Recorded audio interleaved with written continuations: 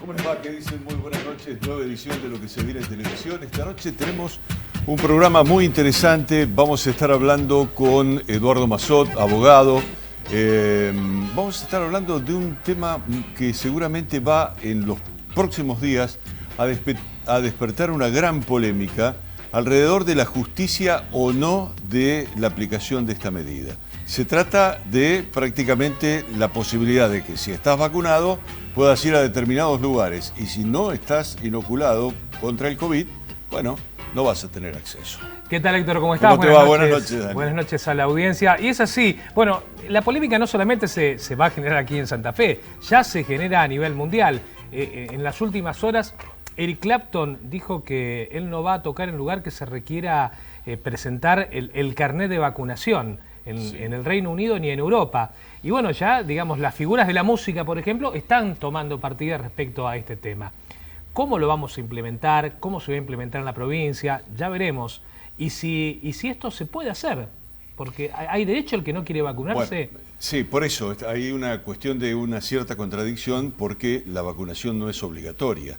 Pero lo que ocurre también, por otro lado, es lo siguiente. Si cualquier persona concurre a un determinado lugar y se contagia porque está asistiendo a otro que no se vacunó, bueno, hay una responsabilidad social de por medio. Otro de los temas que vamos a tratar esta noche tienen que ver con el comienzo de clases y pensar hacia adelante cómo vamos a comenzar. Y también pensar en la conectividad, cuál es el sentido de la conectividad que tenemos en la provincia de Santa Fe. Bien, el padre Axel Arguinchona fue declarado ciudadano ilustre, va a pasar esta noche por aquí por los estudios del VEO. Y después también vamos a estar conversando alrededor de las jornadas agropecuarias que organiza el Consejo de Ciencias Económicas de la provincia de Santa Fe. Y después, un punto cultural. Bueno, sabido es que Santa Fe tiene una larga trayectoria en lo que tiene que ver con el cine.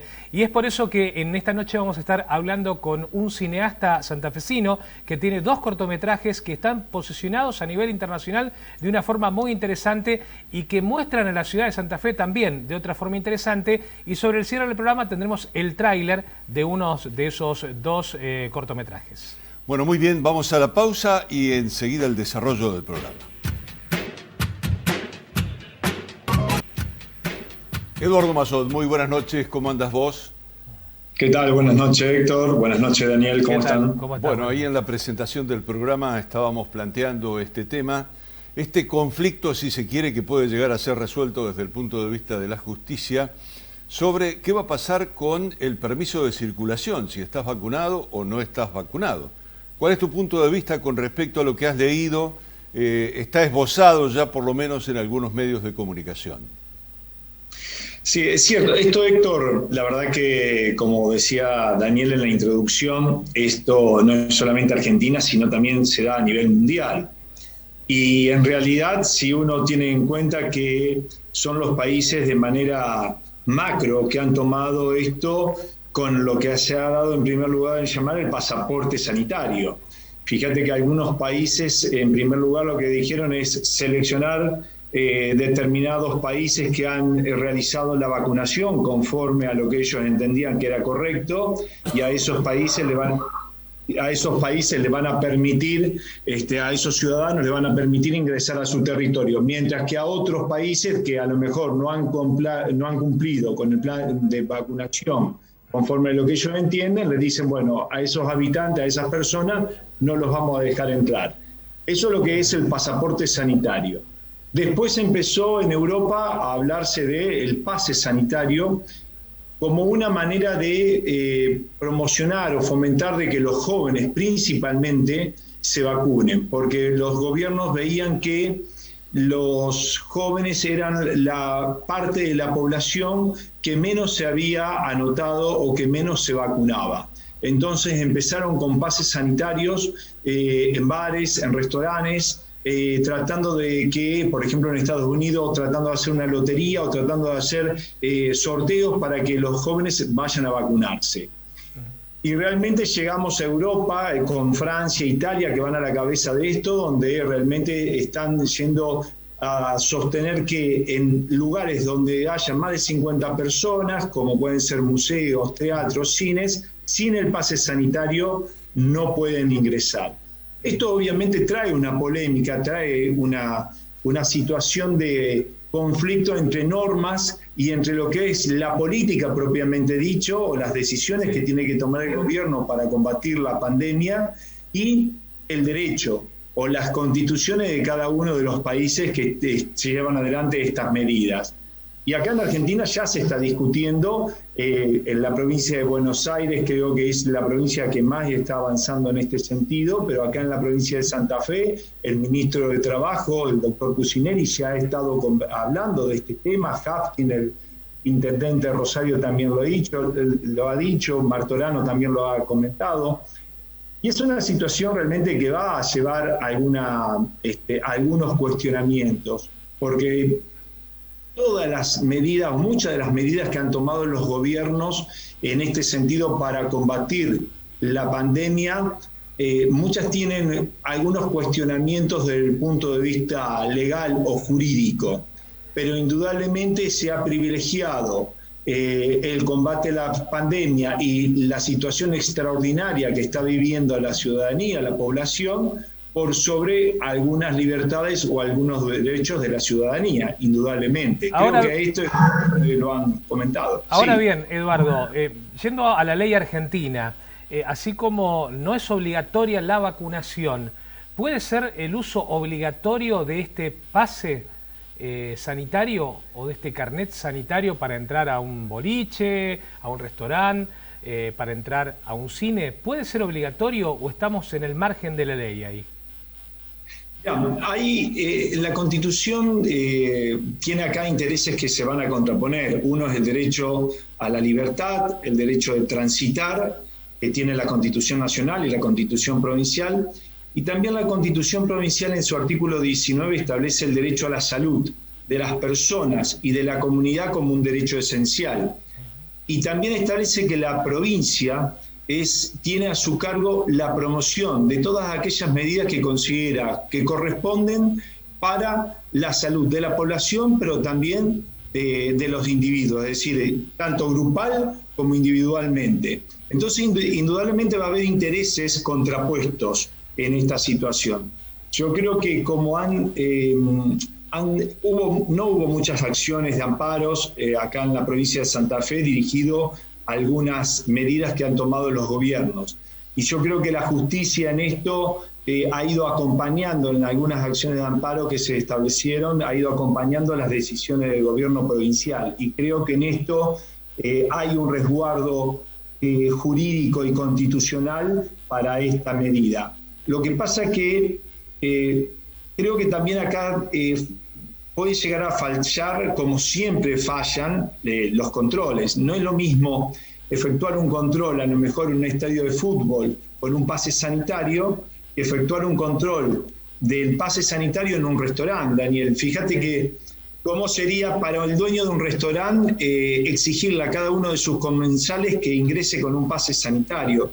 Yo creo que allí lo que va a haber, me parece, es algo de consenso, donde a lo mejor se promocionen determinadas actividades con amplitud horaria para aquellos que tienen el pase sanitario, es decir, si te querés quedar hasta las 2 de la mañana en el bar o en el restaurante, podés exhibir el pase sanitario, y si no lo tenés, te vas a tener que retirar. Yo creo que acá hay una cuestión de consenso. Pero también hay que pensar, que es lo que vos estabas comentando, que la verdad que si lo pensamos de otra manera, porque uno lo que está promocionando acá es vacúnense para hacer determinadas actividades, pero también vacúnense para no propagar la enfermedad. Claro. Ahora, y siempre lo vinculamos con lo social, ¿no es cierto? Pero fíjense, yo le hago la pregunta y lo que puede llegar a suceder, ¿no? En un lugar que no sea de social, sino en un lugar de trabajo, donde 15 personas de 30 años de edad, sin ningún tipo de patología que haga decir que sean personas de riesgo, 15 personas, 5 no se quieran vacunar o 5 no estén vacunados. ¿Qué debería hacer entonces el empleador? En oficinas que muchas veces no tienen ventilación, en oficinas que muchas veces son, ustedes saben, muy críticas o chicas para los lugares, lo que es el normal desenvolvimiento de una jornada laboral de 8 horas. Entonces, ¿qué debería hacer el empleador? ¿Retirar esos 5 empleados que tiene trabajando con los otros 10 que están vacunados? Es decir, la verdad que acá va a haber situaciones que son límites y situaciones que van a estar en contrapunto dos derechos, el derecho a trabajar o el derecho a la salud de determinada persona. ¿Qué pasa si el resto de los otros 10 empleados le presentan una nota a su empleador y le dicen queremos que tome alguna decisión respecto a esas 5 personas que no están vacunadas? O se van ellos a su casa o nos vamos nosotros. Habría que buscar un consenso claro, social. Eso es lo que él está planteando, pero por otro lado, Eduardo, hay un informe que terminan de hacer científicos del CONICET de Rosario, en donde hicieron un estudio entre 500 personas que estaban vacunadas y 500 personas no vacunadas, y sometieron a esas personas a una instancia de ver en el ámbito de lo que es su convivencia, qué consecuencias llegaba a tener, digamos, el hecho de estar vacunado o no. Y en el caso de no estar vacunado, la potencialidad del contagio era el doble de aquellos que estaban vacunados. Entonces, evidentemente hay una responsabilidad de cuidado o un derecho que tenga que ver con lo individual, pero también hay un derecho que tiene que ver con lo colectivo. Tal cual, es verdad, es así. Por eso yo te mencionaba que la Constitución provincial establece en el artículo 19 esa posibilidad que tiene la provincia de promocionar y llevar adelante políticas sanitarias en lo individual y en lo colectivo. Y acá me parece que van a tener una barrera bastante importante a aquellos que pretendan iniciar una acción de amparo o una acción judicial sosteniendo lo contrario a lo que puede llegar a ser el pase sanitario. Es una barrera que obviamente vos sabés muy bien, Héctor, que esto a veces hay mitad de una biblioteca en un punto y la otra mitad de la biblioteca en otro lugar. Yo creo que acá lo que vos estás planteando respecto a lo colectivo es lo que todos entendemos, que de esta pandemia se sale vacunados, eso no cabe ninguna duda. Pero sí también entiendo de que, por ejemplo, el planteo que yo te estaba diciendo de lo que es la vacunación en el ámbito laboral, vos sabés muy bien que no hay obligación para la vacunación y además no hay otro requisito para ingresar a un trabajo que no sea la idoneidad. Entonces nadie le puede exigir a un trabajador que se vacune para ir a trabajar o para ingresar a un empleo. Entonces son situaciones que uno está apuntando y está viendo que están tomando decisiones para algún sector del desarrollo de la vida de las personas social, pero va a haber otros ámbitos donde la conflictividad o las situaciones conflictivas van a surgir, como puede ser este que te estaba diciendo, con un ejemplo que se ha dado en la práctica. Eduardo, ahí hay otro punto para pensarlo, que será también para tela de juicio más adelante para charlarlo, aquellos jóvenes esencialmente que han transitado la enfermedad y que tengan los anticuerpos. No necesariamente tienen que estar vacunados. Y ahí tenemos otra gran puerta de la cual nos está hablando. Eduardo, te queremos agradecer esta participación esta noche. Que tengas buenas noches. No, por favor. Gracias a ustedes. Bueno, buenas noches, bien. Saludos. Eduardo Massot, entonces, expresidente de la Federación de Colegios de Abogados de la República Argentina, planteándonos este tema, que es un tema más que polémico. Yo estoy seguro que esta noche, cuando termine el programa y te vayas a dormir, esto te va a quedar dando vueltas en la cabeza. ¿Hay que estar vacunado? ¿No hay que estar vacunado? ¿El pase sanitario? Bueno, muy bien. Vamos a la pausa. Ya estamos con ustedes. Bueno, vamos a saludarlo al padre Axel Argenchona. Axel, ¿cómo te va? Buenas noches. ¿Cómo andas vos? Muy bien, Héctor. Es una alegría estar acá y, por supuesto, un gran abrazo a toda la gente que está del otro lado, ¿no? Y a todo el equipo que está trabajando en este hermoso programa. Vos sabés que, claro, vos sos ciudadano ilustre ya. Ya lo sos. Me queda un poco grande, pero bueno, sí. ¿Cómo te va a quedar grande? Sí. Yo creo que hay una enorme consideración a lo que ha sido tu trabajo pastoral y fundamentalmente la calidad del vínculo que vos establecés con la gente. A mí me parece que eso es también determinante, porque está la labor específica que vos has desarrollado en el ámbito educativo, en el ámbito social, pero también está la calidad del vínculo. Y a mí me parece que eso es determinante en el sentido de despertar la simpatía y la admiración de la gente, ¿no? Como vos gozás de eso realmente. Yo creo que, como dice la palabra de Dios, ¿qué tienes que no hayas recibido, no? Es muy importante verlo a nuestro Señor Jesucristo, que es el gran modelo que trato de imitar todos los días, que es justamente alguien que, estando tranquilito en el cielo, vino a la tierra para comprometerse con las cosas de todos los días y siempre lo hizo en medio de la gente. Es maravilloso, ¿no? Jesús nunca estuvo solo. Hasta cuando vino a salvarnos, lo hizo en una familia, vivió en un vecindario, trabajó en el taller de carpintería, estaba con sus amigos, compartía en la sinagoga los sábados, y después, cuando empezó su vida apostólica, en sus últimos 3 años de vida, llamó a un grupo de mujeres y de varones que lo acompañen. O sea, Jesús nunca estuvo solo, no quiso estar nunca solo, mostrándonos que la vida tiene sentido cuando hay comunidad. Y hay un santo obispo que tuvimos en Santa Fe, que fue el que me recibió en el seminario, que fue Monseñor Saspe. Ajá. Y Monseñor Saspe fue realmente un hombre que marcó, no siendo de Santa Fe, ¿no? Que realmente eso es lo grandioso también, no conociendo la realidad de acá, pero cuando vino primero en Rafaela, después aquí en Santa Fe, nos mostró lo que tiene que ser realmente un sacerdote, ¿no? Un hombre. ¿De qué año estamos hablando? Yo en el año 1982 fui a hablar con Monseñor Saspe a fin de año para poder ingresar al seminario. En marzo de 1983 yo comencé el seminario, y durante todo un año, me acuerdo incluso los jueves, Monseñor iba a celebrar la misa del seminario, se quedaba a cenar con nosotros. Todo el año 1983 tuve la gracia de poder compartir con él. Y recuerdo que el 1 de enero de 1984, en el Sagrado Corazón de Jesús, en la misa por la Jornada Mundial de la Paz, compartimos juntos la cena. Y 2 días después es cuando le agarró el ataque y, bueno, finalmente el 24 de enero murió, ¿no? Claro. Pero realmente Monseñor Saspe es una figura sacerdotal muy fuerte, con una impronta realmente maravillosa. Y por eso digo, es un modelo de decir, bueno, ¿cómo tiene que ser un hombre de Dios, no? Claro, pero él volcaba mucho de concepto. Eso también a mí me parece que era muy importante, porque estábamos viviendo, sobre todo en la etapa de la dictadura, hay un papel fundamental de Saspe. Impresionante, impresionante. Un papel desde lo político, te diría yo, muy importante, en el sentido de respetar las institucionalidades que estaban violadas absolutamente en todo. ¿Sí?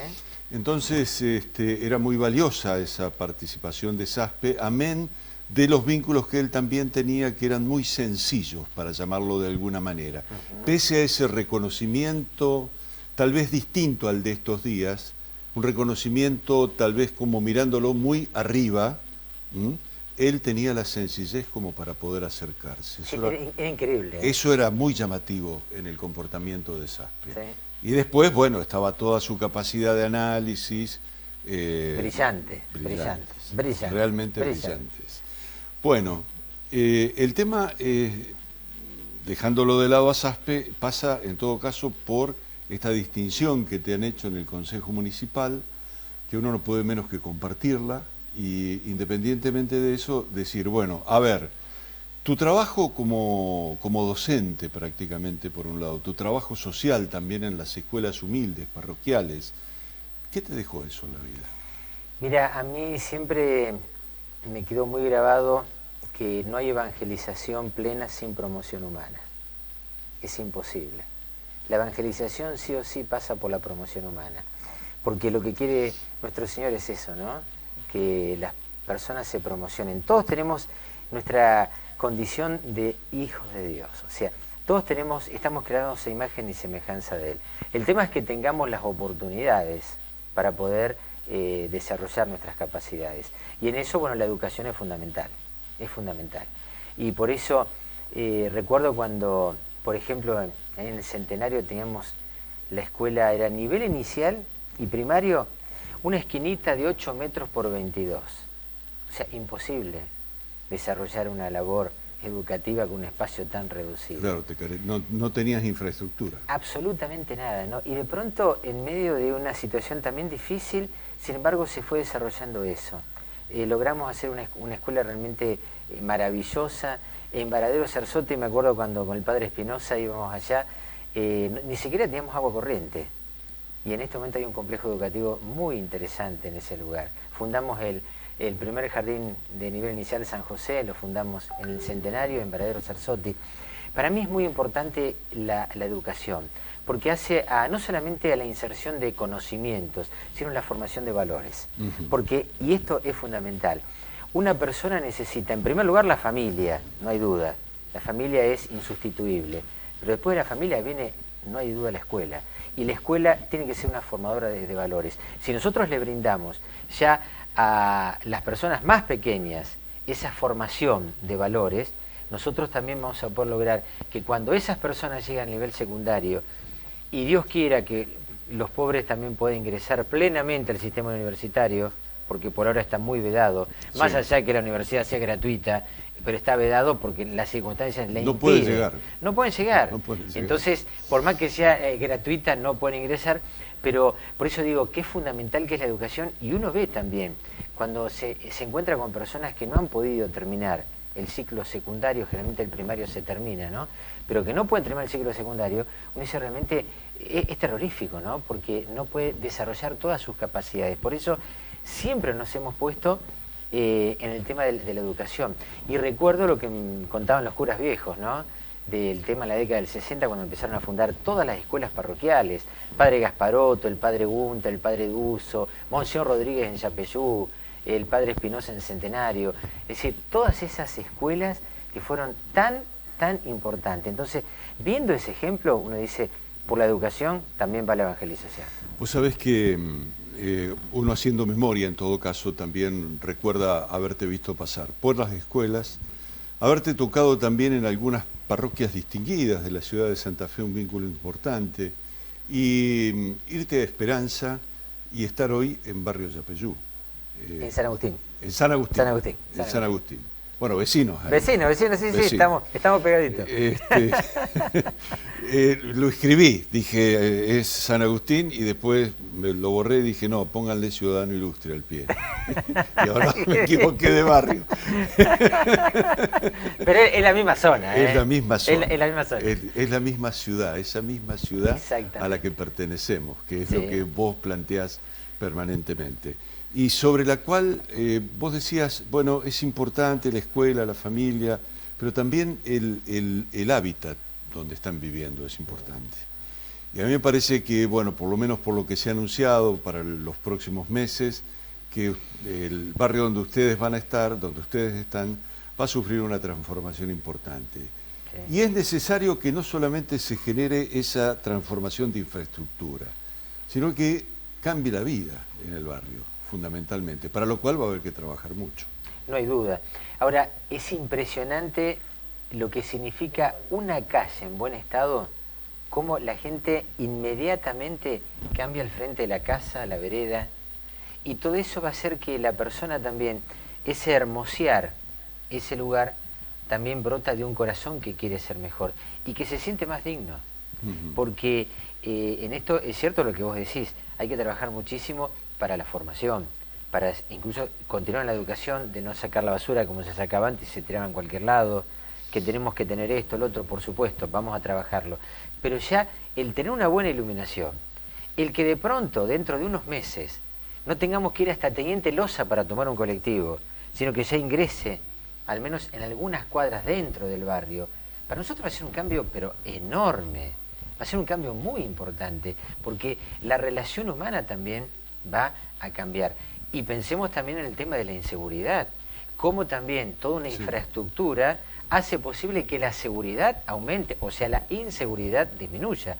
Es decir, que se va a dar un cambio de vida que va a ser muy importante, que tenemos que asimilarlo, que tenemos que comprometernos, porque no hay duda, tenemos que comprometernos y mucho, y en primer lugar desde las instituciones, para bajar eso a todos los que participan de las mismas. Sí, por ahí de lo que estamos hablando tiene que ver con un dinero que se consiguió desde la Municipalidad de Santa Fe en el orden internacional. Exacto. Y que va a estar destinado a reformar esto, ¿no? Que es un cambio también conceptual muy importante en lo que tiene que ver con cómo llegar con la ayuda de características sociales a la gente que lo necesita. Durante mucho tiempo la política vivió del clientelismo. Y esto es otra manera de encarar la ayuda, es una manera en donde cada inversión en todo caso le llega al conjunto, no a alguien que es partidario tuyo, en fin. Me parece que en ese sentido es un cambio conceptual muy importante que tiene que ver con que las cabezas cambian y después abajo también pueden cambiar. Es que claro que sí. Aparte, por ejemplo, en un sector muy amplio donde se va a tratar acá el tema de los desagües pluviales en La Ranita, que es una zona que era una antigua cava, y caen 2 gotas, es impresionante cómo ya está, y esto es agua ingresa a las casas. O sea, es muy difícil vivir de esta manera, claro, porque se sobrevive, no se vive, se sobrevive. Ahora, que pueda llover y no estar pensando que hay que andar en medio del barrio, del agua, realmente va a ser un cambio muy importante. Bueno, si yo te dijera, ¿qué querés hacer de aquí en adelante? Bueno, lo que siempre quise es poder imitar al Señor, porque como Él dice, aprendan de mí. Y creo que ya, aunque no fuera sacerdote de la fe, diría lo mismo, pero mucho más como sacerdote. Que la persona de Jesucristo sea cada vez más el centro de mi vida. Ajá. Eso es fundamental, porque incluso a veces lo charlo con personas que no creen, ¿no? Y le digo, mira, podés no creer, yo creo en Él como el Salvador, el que me va a dar la vida eterna, que nos regala la vida eterna, pero también como persona, saquemos su divinidad. Fíjate lo que es Jesús, ¿no?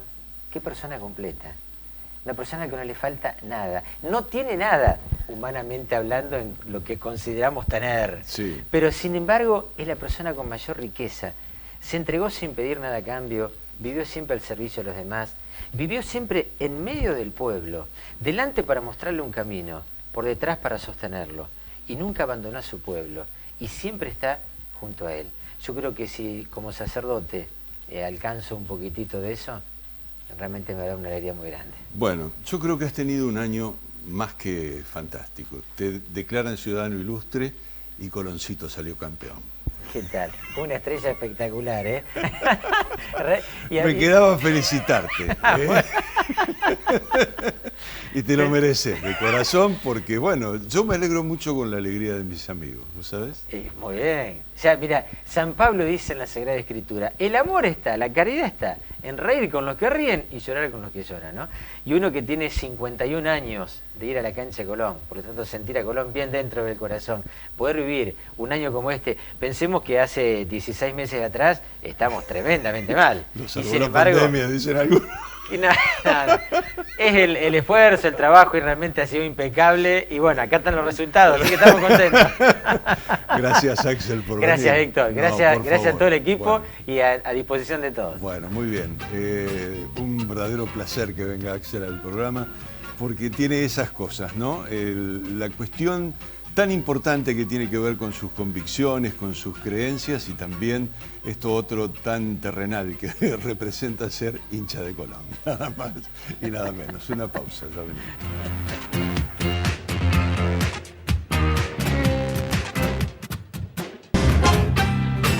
Bien, ayer hubo una jornada que se realizó en Demos. Demos es una institución que digamos que está planteada fundamentalmente a partir de cuestiones educativas, de cuestiones culturales, y uno de sus representantes es el concejal Paco Garibaldi del Partido Socialista, concejal de la ciudad de Santa Fe. Paco, muy buenas noches, ¿cómo te va?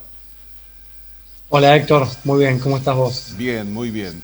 Bueno, contanos, ustedes en todo caso hicieron un análisis de lo que ha pasado con el tema de la educación y fundamentalmente la virtualidad, ¿no? Que en todo caso tocó y yo creo que pegó fuerte, fundamentalmente porque hay mucha gente que no tiene acceso a ella, fundamentalmente también porque, bueno, está también la posibilidad de que tengas el conocimiento o no para poder practicar desde el punto de vista de la distancia. ¿Qué conclusiones sacaron ustedes? Así es, Héctor. Yo veo que en pandemia hay tres temas que tomaron mayor relevancia aún de lo que ya tenían antes en la sociedad. Uno es la economía y cuidar el empleo y que no se pierda un puesto de trabajo más en la Argentina. Otro es lo sanitario, por supuesto, además está decirlo y andar en eso. Y otro es la educación, porque ha habido un retraso en materia educativa muy grande en la Argentina y también en Santa Fe. Y lo que queríamos es que se hable con números ciertos y precisos, porque vemos que se improvisa mucho y se tiene poco conocimiento científico.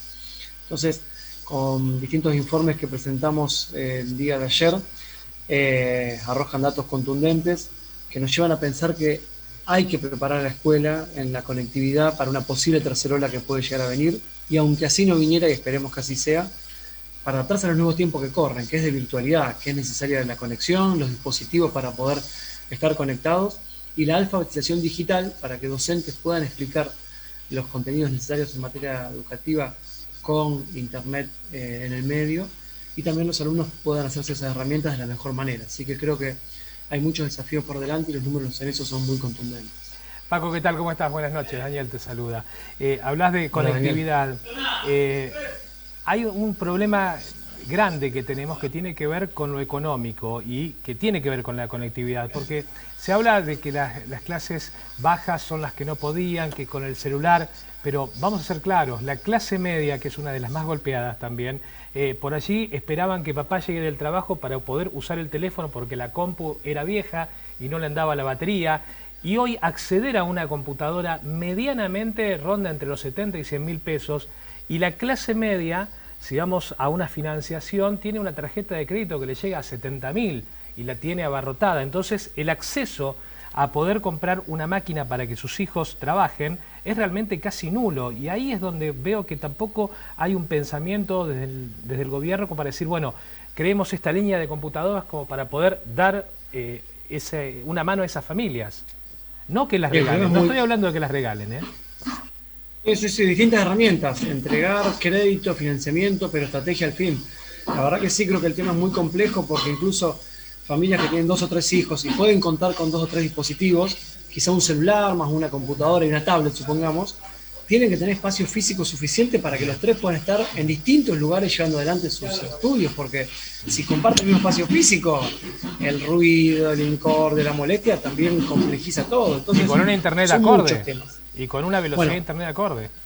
Ayer se hablaba, sí. El tema de la conectividad tiene que ver, por un lado, con la conexión a internet, es decir, sí, que haya señal y que sea una buena señal, porque no es cualquier señal.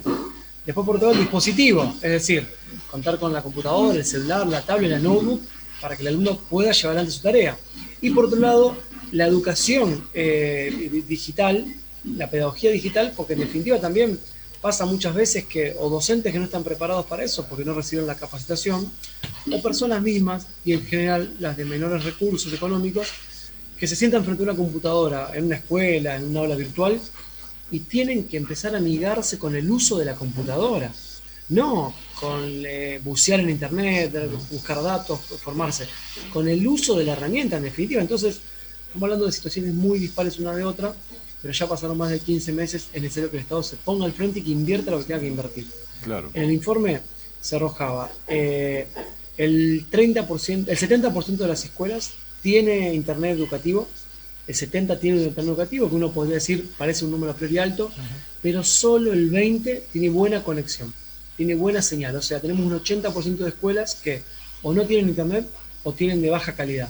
En definitiva, no está a la altura de las necesidades. Bien, fíjate vos que en todo caso esta cuestión de la educación a distancia ha generado este tipo de problemas de los cuales estamos hablando, pero por otro lado, la conectividad abre potencialmente otras alternativas, digo, en el sentido de que los lazos de formación para los chicos sean múltiples, no solamente estén planteados en me imagino yo, en una maestra o en una profesora, sino en un conjunto de gente que pueda estar ayudándolos, y me parece desde ese punto de vista que esta alternativa ofrece una potencialidad en la formación que es algo sobre lo cual hay que trabajar muy rápidamente, sobre todo teniendo en cuenta que el mundo de hoy o el trabajo del mañana va a ser absolutamente distinto del que hoy tenemos. Por lo tanto, es imprescindible que esa capacitación esté al alcance de la mano. Obviamente, Héctor, hoy tenemos una ley que sigue vigente, pero totalmente en desuso en Santa Fe, que prohíbe el uso del celular en el aula. Entonces, imaginemos, por supuesto, esa ley no se practica, ¿no? Que cae en saco roto, pero está vigente. Digo, por dar un ejemplo, nosotros planteamos, por ejemplo, videojuegos educativos, herramientas tecnológicas que llamen la atención de los jóvenes, para pasar el rato, pero más que para eso, para formarse, para aprender, para generar su espíritu crítico, su interés en los temas. Una vez que uno tiene el interés de un estudiante, es mucho más fácil aprender. No se aprende en lo que no hay interés, o cuesta mucho más aprender algo en lo cual no hay interés.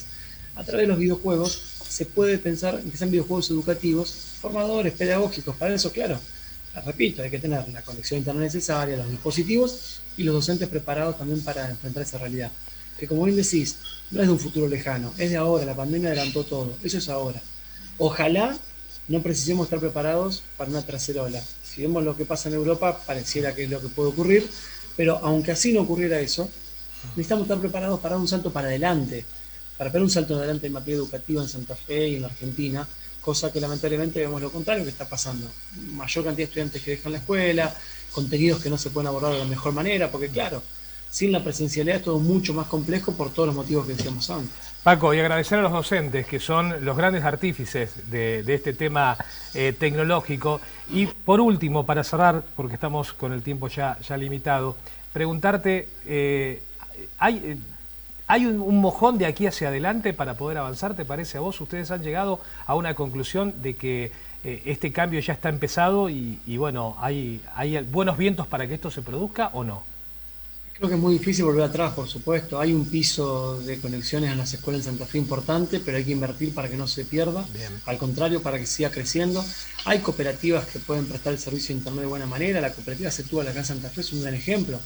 Nosotros hicimos el año pasado la colocación de una antena en Barrio Las Lomas, creando un aula digital junto con la cooperativa Setúbal y la gente del barrio, y que funciona bien.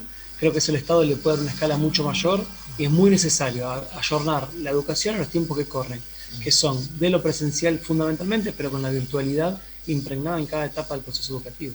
Paco, gracias por atendernos esta noche. Al contrario, muchas gracias a ustedes. Un abrazo grande. Hasta luego. Paco Garibaldi, concejal de la ciudad de Santa Fe, socialista. Bueno, tiene que ver la conectividad y cómo ir pensando hacia adelante y dónde estamos parados.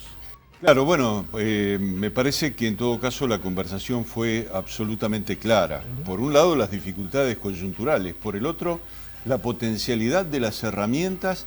Tenemos que imaginar, yo siempre estoy diciendo esto en los últimos tiempos, tenemos que imaginar que debe venir un Sarmiento que nos enseñe cómo es el mundo del futuro, cómo es la educación del futuro, casi del presente te diría, porque necesitamos una alfabetización nueva, no la alfabetización que hizo Sarmiento, sino una acomodada a estos tiempos, ¿no?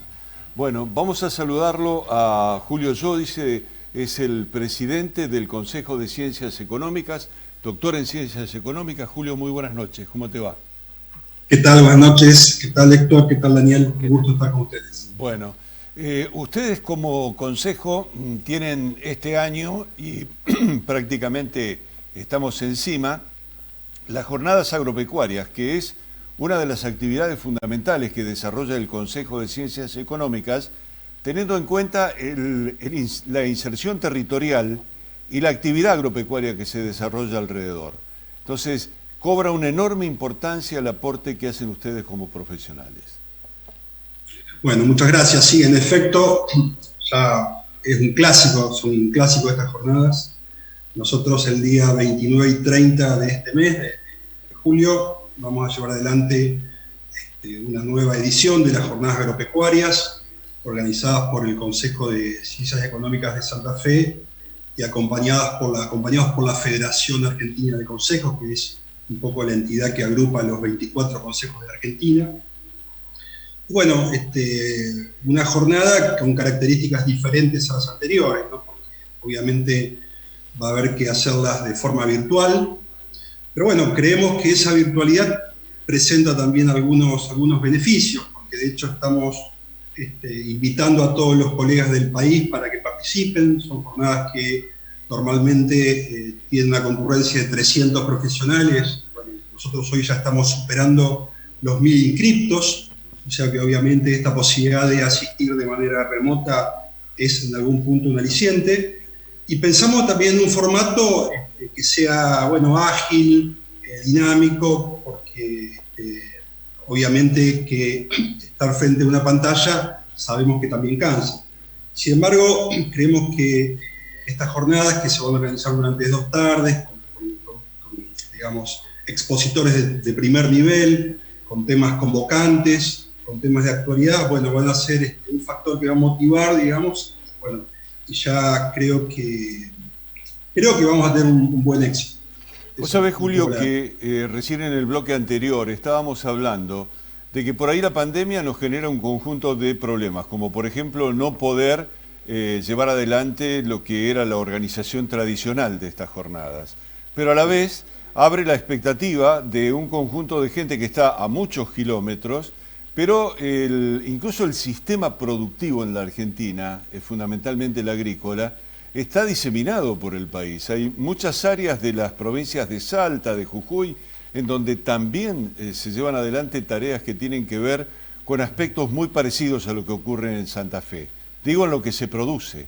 Y a partir de allí, bueno, la experiencia en grandes volúmenes que genera un área como la nuestra debe ser compartida a los efectos de poder transmitir una cuestión que también debe estar en el debate de todos, ¿no? La eficiencia como una herramienta de poder llegar a alcanzar los logros que están buscando. No, vos sabés que yo coincido en esta edición, con esto de la virtualidad. Vos sabés que tenemos gente no solamente de las provincias del norte, sino que incluso colegas del sur del país. Entonces uno dice, bueno, pero ¿qué verán ellos que realmente los lleva a participar en una jornada que generalmente uno las pensaba no para el área central de Argentina? Pero bueno, yo creo que los temas son de interés y en línea con lo que vos señalás. El campo siempre es un sector que se va modernizando, que va adquiriendo nuevas tecnologías, nuevas formas de hacer las cosas, y nosotros como profesionales, bueno, siempre tratando de acompañarnos, siempre de aportar nuestra mirada. Entendemos que digamos, el sector obviamente requiere los aportes nuestros como de otras profesiones, pero obviamente que el productor o la pequeña empresa de la zona digamos, del litoral nuestro, del norte, del sur, obviamente requiere herramientas nuevas, actualizarse, temas no solamente tributarios, que obviamente es una cuestión que está presente todo el tiempo, ¿no? Pero también nuevas herramientas de gestión, nuevos contratos financieros, cuestiones que tienen que ver con la parte de economía, proyectos de inversión. Es decir, yo creo que como vos señalás, el campo va avanzando, va modernizándose, es un sector estratégico en nuestro país, y nosotros como profesionales, bueno, obviamente siempre tratando de acompañar. Y en ese sentido, vos sabés que un poco el lema de las jornadas es, bueno, un asesoramiento integral al sector agropecuario. Buscamos que el contador sea un poco ese soporte que le permita al productor o a la pequeña empresa, bueno, contar, digamos, con una visión amplia de la situación y bueno, contar con herramientas nuevas, ¿no? Julio, hablabas que es un clásico las jornadas agropecuarias del Consejo de Ciencias Económicas, es la edición número 18, va a tener la particularidad de ser virtual. Cuando se empezó a gestar esto hace 18 años, los temas, si bien el campo era el campo, pero los temas eran otros, desde las inversiones y todo lo que tenga que ver con el negocio. Algo dijiste recién respecto a lo que van a tener estas dos jornadas, pero en sí, ¿en qué se van a estar centrando los temas centrales? Bueno, siempre el tema tributario está presente, pero también cuestiones que tienen que ver con nuevas prácticas en materia financiera, aspectos económicos, cuestiones de gestión que entendemos que son digamos, de utilidad para el sector. También algunas cuestiones vinculadas a contratos, y además, como ustedes saben, porque han estado, digamos, acompañando estas jornadas en ediciones anteriores, siempre hacemos una mesa redonda en donde invitamos a referentes del sector agropecuario. En este caso vamos a tener el presidente de CRA y también el presidente de la Sociedad Rural de Santa Fe, junto con autoridades provinciales y nacionales. Ya está confirmada la presencia del ministro de la Producción de la provincia, y bueno, esperamos también la participación del ministro de Nación. Y vamos a concluir también con una mirada económica del sector, pero a nivel Mercosur, para lo cual hemos invitado a Gustavo Segre, que es un economista, para que bueno, nos enseñe, entre comillas, o comparta con nosotros unos minutos sobre cuál es la mirada a nivel económica de un negocio que obviamente trasciende las fronteras de nuestro país. Bien, Julio, muchísimas gracias por habernos acompañado en estos minutos. Esperemos realmente que les vaya muy bien. 1000 inscritos, ya está abriendo evidentemente las puertas a un éxito rotundo, pero más allá del éxito de la convocatoria, yo creo que lo más importante son las conclusiones a las cuales se puedan llegar, y que esas conclusiones les sirvan fundamentalmente a los profesionales y también a la sociedad, que lo necesita y mucho. Que tengas muy buenas noches.